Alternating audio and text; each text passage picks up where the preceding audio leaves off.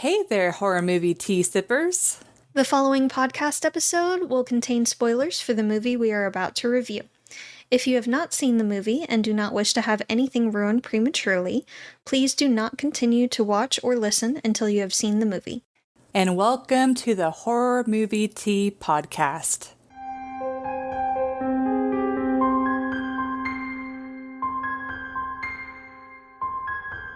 Today, we are covering Scooby-Doo on Zombie Island. And you will also notice that we are maybe a little bit crispier than we used to be. Hopefully notice. Hopefully. We got a new camera, finally. Also for those watching on YouTube instead of just listening to our podcast. We learned that I had the chroma key filter on the webcam for a very long time because it's been making the greens look really weird for a very long time. And I always thought it was the webcam. No. Nope. It was OBS. It was OBS. Being stupid. I don't know but it's when fine. Or how I did that. It's fine. Why? This is fine. Everything's fine. But yeah. But also new camera, so. Yeah, new camera. We've been needing a new camera for quite some time. We've needed an upgrade. We were due. Business. But I will start us off with, well, first, for those who are recently joining us, February is the same month that Jess's daughter was born. Yes. And so we'll do like Valentine's related when we get closer to that date, but it's mainly a kids horror sort movies. of, yeah. Yeah. Kids or family horror. Yeah. Yep. So, but I can't remember if I said this, but before we go into the review, let's grab our cups and talk about tea. So, we are going on theme of zombies, and I am drinking the Brutalities Night of the Living Red Apple, which has red rooibos, apple pieces, cinnamon bark, natural apple cinnamon, and caramel flavors. And I am also drinking from Brutality stock, and it is the Walking Ginger Dead, which their titles always make me so happy. I love their titles. And this one's got black tea, rooibos tea, cinnamon bark, orange peels, ginger root, cloves, cardamom, natural gingerbread, and vanilla flavors. And for our tea sippers out there, brew yourself a cup of tea, sit back, relax, and we hope you enjoy the review.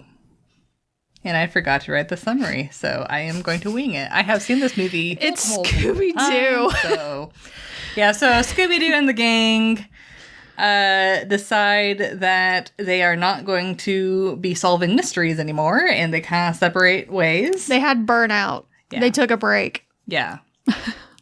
And then they kind of come back together, and they are enticed to go to an island, a haunted island, and they go there and come to find out that the monsters are real. So yeah. So for entertainment, I 100% acknowledge that this is with nostalgia glasses, but I will paint a picture on why I feel so strongly about this. But I rate it an 8.5. I have watched this multiple times since I was a kid, and as a kid, I watched it on Cartoon Network, and Cartoon Network like really revved it up was the for thing. a long time. They're like, and this time the monsters are real. Yeah. And whenever I did watch it, when they finally aired it, I was pretty scared. Now, granted, it was before I was actually actively watching scary movies, so I just was a Scooby-Doo fan, and I watched it, and it scared me a lot. But it was just like, it's just enough to dip your toes into the scariness. So, yeah. And then also, for those who don't know, Scooby-Doo was kind of falling off the radar because it had been around for a very long time. Since what, the 70s? Yeah. And Hanna-Barbera was like, okay, this is our last shot to like try and, make Scooby-Doo relevant or popular or whatever. And it worked. And that's what branched all of the following movies and then now all these different like TV shows. So really this is the catapult that allowed Scooby-Doo to continue going. And, you know, it's a Hanna-Barbera show, so it's not amazing and the characters can be flat, but I feel like this movie did the right attempt to kind of make them a little bit more distinguished, a little bit more fleshed out. Like, yeah, it doesn't go as deep as like some horror movies we've watched, but compared to what it previously had been, they were at least attempting to be like, okay, yeah, Daphne's the pretty one, but she's not just the pretty one. You know, here's the bullets of like who else she actually is. Yeah. And same with Velma and all of the characters. Yeah.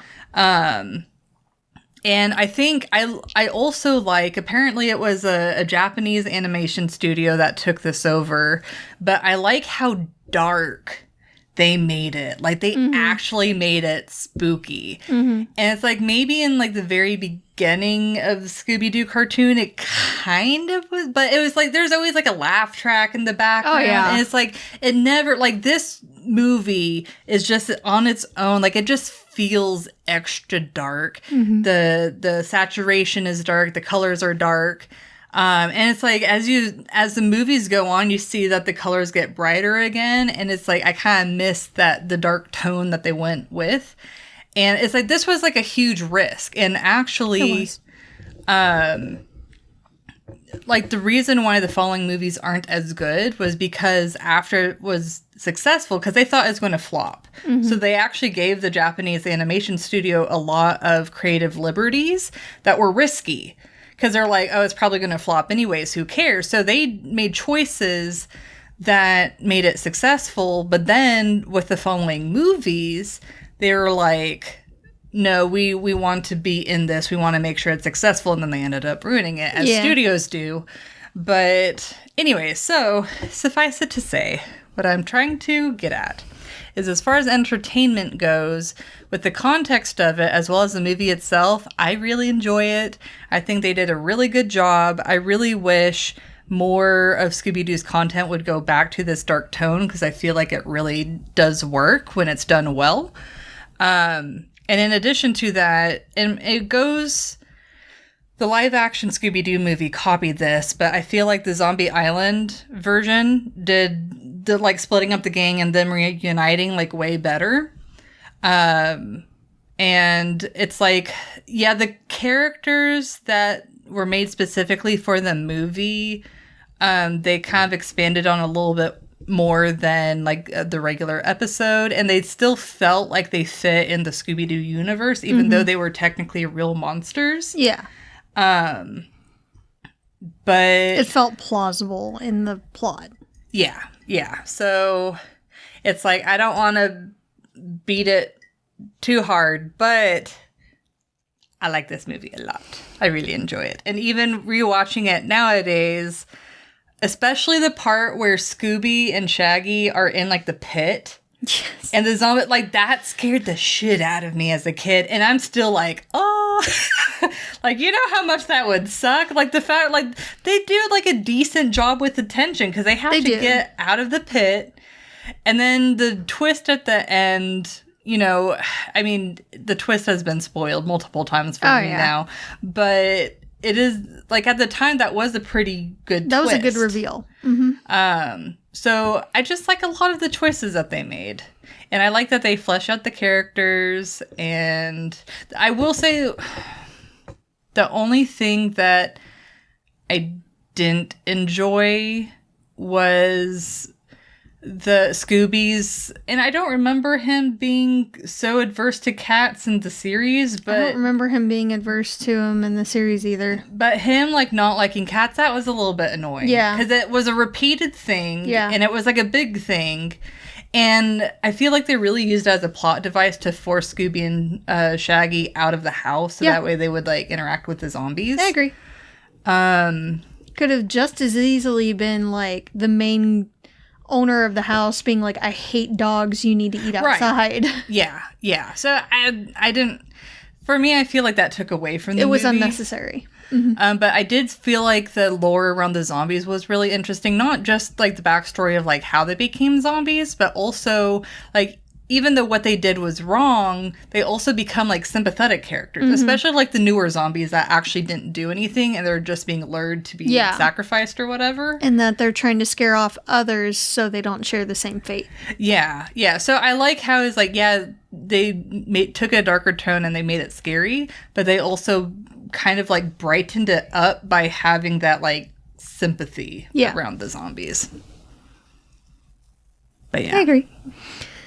I don't have quite as much nostalgia glasses as Alyssa does. I give this one a 7.75. It is definitely one of the stronger of the Scooby-Doo movies.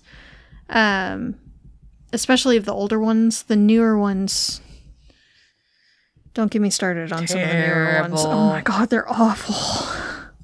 They're so bad. But apparently the Return to Zombie Island one isn't too terrible. It's not and they actually great. have a lot of jokes and callbacks and stuff. Yeah, it's not great though. It's not the same. But regardless, we're doing just this one for now. And I mean, they have the same lovable characters. Daphne, of course, still got.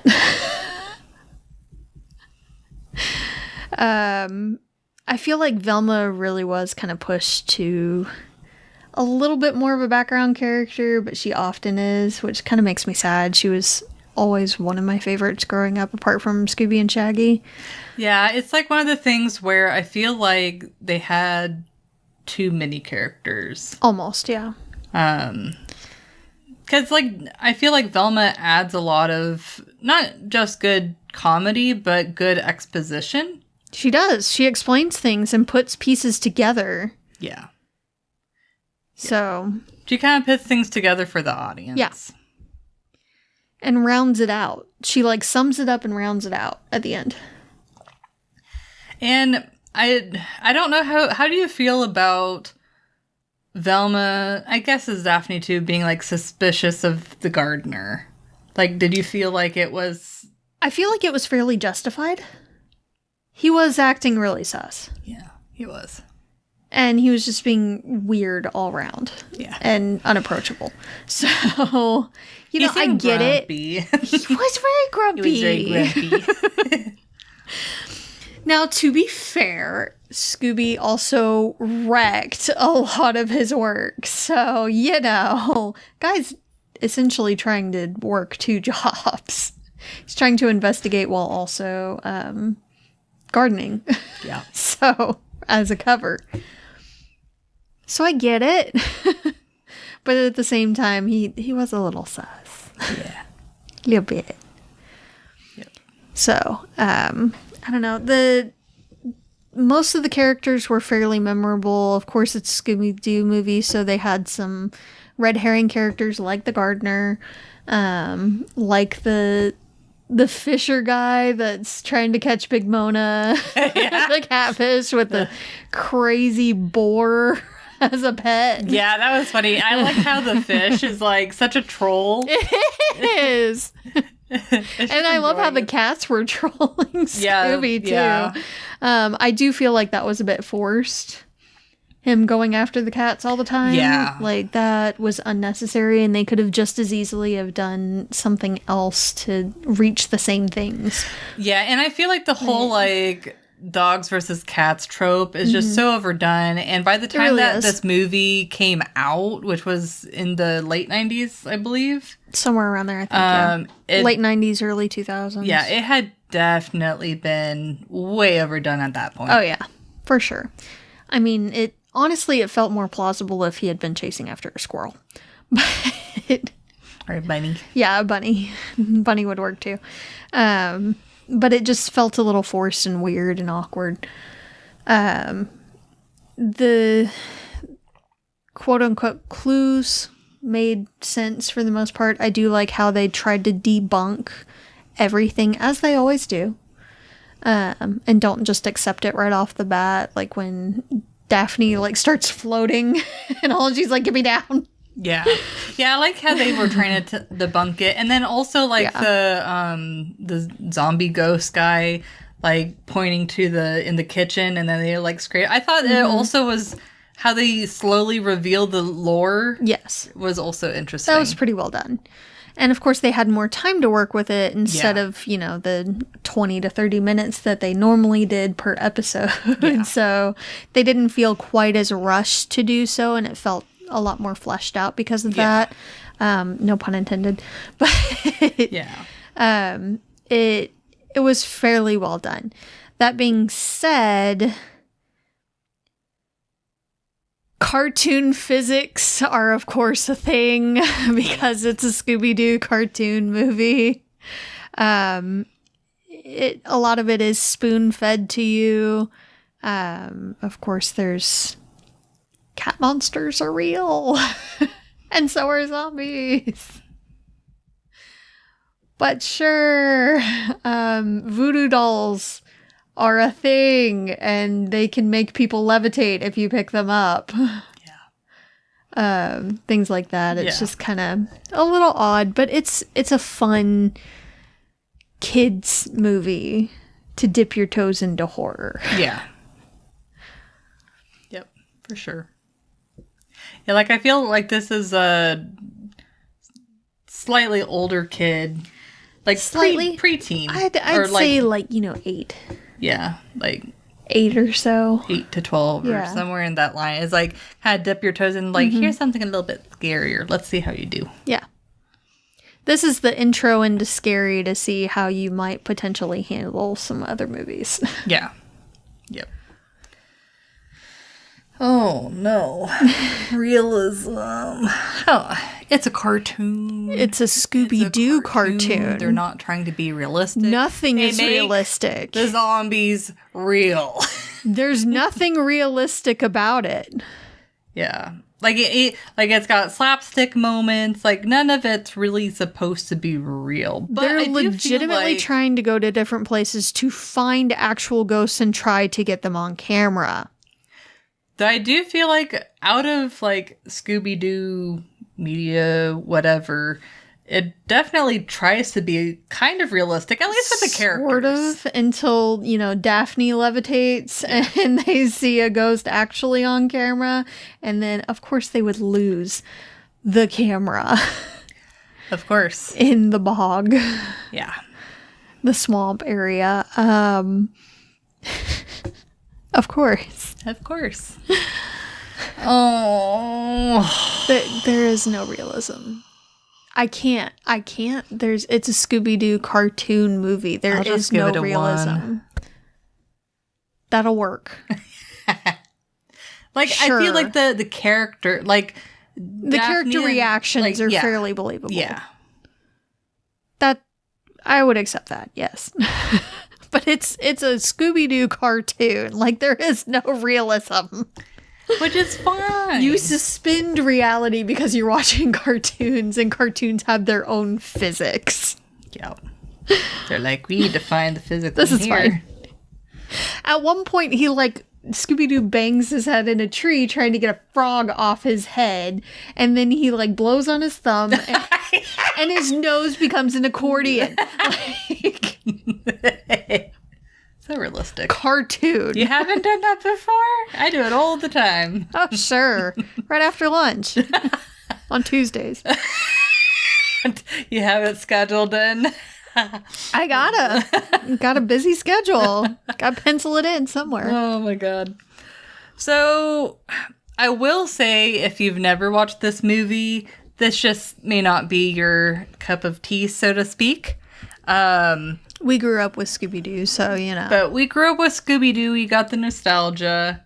But for, like, a kid's scary horror or whatever movie, I feel like it does a pretty decent job of dipping into darker tones without, like, taking it to too much of an extreme. Yeah, I mean, they're talking legit, like, people died. Yeah. It's honestly kind of a step up from their normal episodes. Oh, yeah. Like, you literally see, like, crocodiles go in the bog to... Alligators, but yes. Well, alligators. To go into the bog to eat people. Now, you don't see them actually eat them, but you see them go, and then you hear screaming. Well, they also, when Scooby and Shaggy fell into the bayou, like, they went into the water like, ooh, snack, because they are opportunists. Yeah. So that part was accurate, but I feel like the actual quote-unquote attack on Scooby and Shaggy was not how alligators do. If you see them on the top of the water, they're probably not gonna get you. They are opportunists. So they could just decide, you're right there, sure, why not? But chances are they're gonna come at you from the bottom. Yeah. And go, zoop. Yeah. And spinny, spinny, spinny. Spinny, spinny, drown, rip. Spinny, spinny, spinny. All the fun. Yeah. But. Well, thank you for joining us today, and welcome to the first episode of February. So, and let us know what you thought of the movie, and if you'd like to recommend a movie, game, or tea, you can leave us a comment or join our Discord. And if you'd like to keep up to date with our content, you can find our link tree listed below. And if you'd like to support us monetarily, we have a Teespring or a PayPal donate button available, and you can find all of those sites mentioned linked below. But until the next time, guys, stay safe and stay spoopy. Bye.